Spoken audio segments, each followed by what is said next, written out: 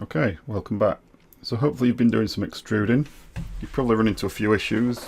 You may or may not have got around them. It doesn't matter. I just wanted you to get used to using that extrude command and the sketching. So you're not gonna. You probably don't totally understand it. It will make more sense as we go on now, and we're going to actually build something. We're going to build a simple box using that extrusion and sketching workflow. Okay, so let's go to let's do a sketch. We'll click on our plane, and this box, it's going to be a rectangle. Okay, so what we've been doing, we've been clicking on this 2-point rectangle. Now, for reasons that will become obvious and we'll talk about later, a lot of the time it's best to use this center rectangle here. What's the difference? Well, 2-point rectangle, as we've been doing, you click on one point and we draw another, and the origin is in the bottom left. What we want to do, and what you should get used to doing from the start, is having the origin and these origin lines, these 0, 0 lines, in the center of your object. It just makes it much easier to do things like mirror and symmetry later, which we'll get into, but you want to try and get your models symmetrical about these planes where possible. And the easiest way to do that, if you're doing a box type object, is rather than do 2-point rectangle, click on this center rectangle.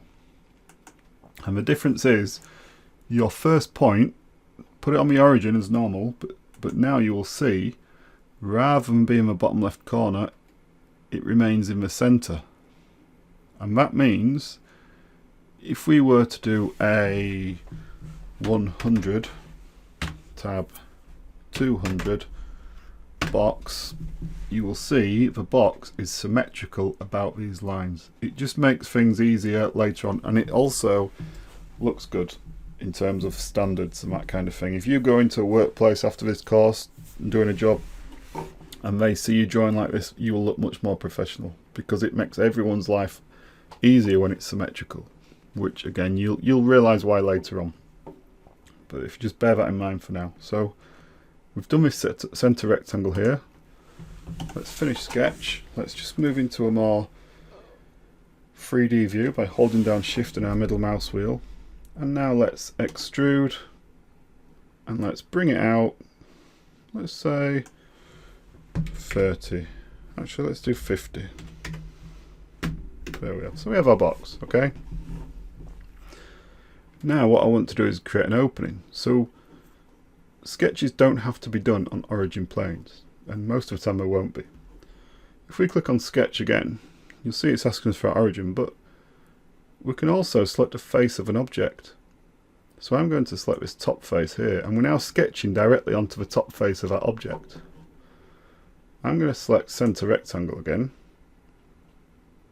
We can still snap to that origin, even though we're drawing on the face.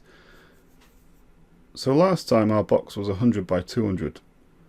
I want the walls of our box to be 5mm thick.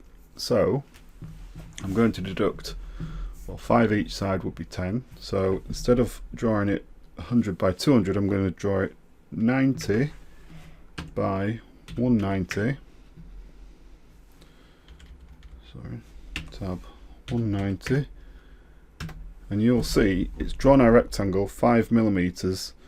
Because we use this center point, all we have to do is deduct 2 times 5mm, and it's deducted it from either side. If we'd have done the bottom left corner, we would have had to start our rectangle 5mm in, if that makes sense. So already, by using this center rectangle, it's making things a lot more easier.